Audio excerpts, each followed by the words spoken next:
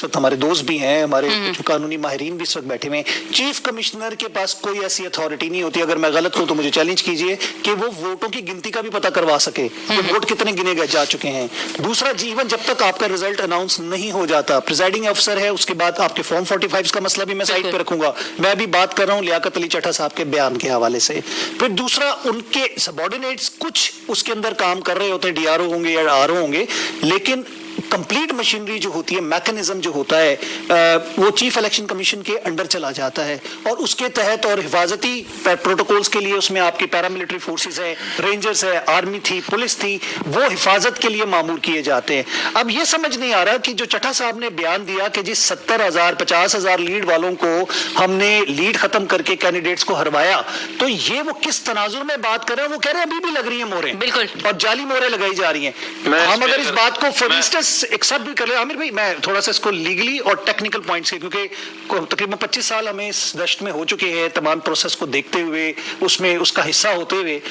अगर हम उसके इनके अल्फाज को देखें, फिर उन्होंने एक बात की कि जी फोर्सेस की तरफ से काम पूरा मुकम्मल हुआ है, ठीक है, लेकिन चीफ जस्टिस और चीफ इलेक्शन कमिश्नर जो है वो मुजरिम है और मैं कौमी मुजरिम हूं, मुझे आप जो सजा देना चाहे दें, मैं गिरफ्तारी पेश कर रहा हूं।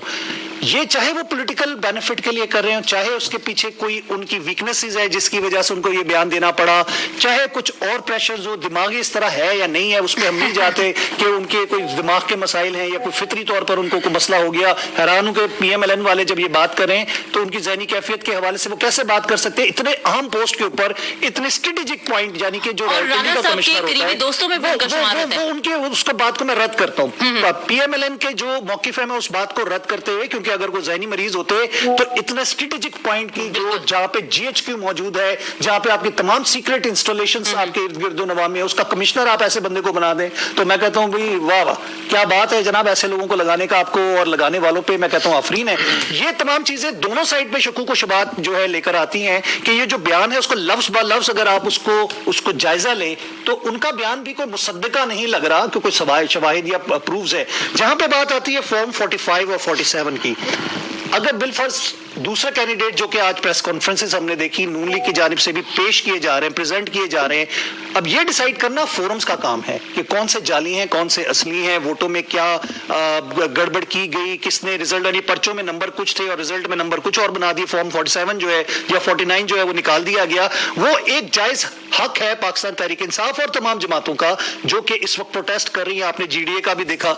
जो एक बहुत बड़ा जलसा हुआ, उसमें सिंध में भी जलसे हो रहे, बलोचिस्तान में भी हो रहे, आप प्रोटेस्ट देखें तो आपके केपीके के अंदर भी चल रहे हैं। बिल्कुल ऐसे ही आपके पास इस सब पैमाना क्या है? सबसे इंपॉर्टेंट चीज, या तो आप पाकिस्तान के आइन को तस्लीम करते हुए पाकिस्तान के आइन के आगे सर तस्लीम खाम करते हैं तो आपकी अदालतें मौजूद हैं, आपके ट्रिब्यूनल्स मौजूद हैं। अगर आप कहें चीफ जस्टिस भी इन्वॉल्व हैं इसमें, आप कहने जी इलेक्शन कमिश्नर भी इन्वॉल्व है इसमें, रियासती इदारे भी इसमें इन्वॉल्व हैं, फला लोगों ने इनको बेनिफिट नहीं दिया, तो फिर आप कहां जाएंगे? आप आलमी अदालत इंसाफ में जाएंगे क्या? आपका पाकिस्तान का मसला है तो कोई बाहर वाले, मैं तो बल्कि मजम्मत करता हूं बाहर के लोगों ने जो मजम्मत की और ये इलेक्शन के शकूक व शबाहत की बात की, इलेक्शन से जब आ रहे थे ना कि हम जीत रहे थे, ठीक है, मैं कहता हूं जब 99 या 90% आपके रिजल्ट आ गए, उन पॉइंट्स को, उन कॉन्स्टिट्यूएंसीज को जरूर देखना चाहिए। आमिर भाई से मैं थोड़ा सा इख्तिलाफ के साथ, हमने देखा मीडिया में ट्रेंड चल रहा था, उस ट्रेंड के वजह से एक परसेप्शन बनी, इसमें कोई दूसरी राय नहीं, हम खुद मीडिया से ताल्लुक रखते हैं, हम खुद इस पे बैठ के प्रोग्राम कर रहे थे, लेकिन जहां पे आपका 20% या 30% या 15% रिजल्ट था, वहीं से परसेप्शन बनाना शुरू कर दी। उसके बाद जब रिजल्ट रुके तो उसके बाद जो रिजल्ट आने शुरू हुए उसमें भी हमने देखा कि 99 कुछ सीटों में मैं कहता हूं कि उस पर जेन्युइनली इन्वेस्टिगेशन होनी चाहिए, तहकीकात होनी चाहिए और इसके बारे में once and for all discuss होकर इसको फाइनल करना चाहिए। चीफ जस्टिस ऑफ पाकिस्तान को इस पे सुमोटो लेना चाहिए कि हाँ, वंस एंड फॉर ऑल इस बात को खत्म किया जाए कि क्या इलेक्शन धांधली शुदा होते हैं पाकिस्तान में, इंजीनियर्ड होते हैं, फेयर एंड फ्री इलेक्शंस नहीं होते। लेकिन जहां पे बात आती है चड्ढा साहब के बयान की, मैं इसको सिवाय एक जिसे कहते हैं ना वाटर बबल के और कुछ नहीं देखता। अच्छा, तो आप क्या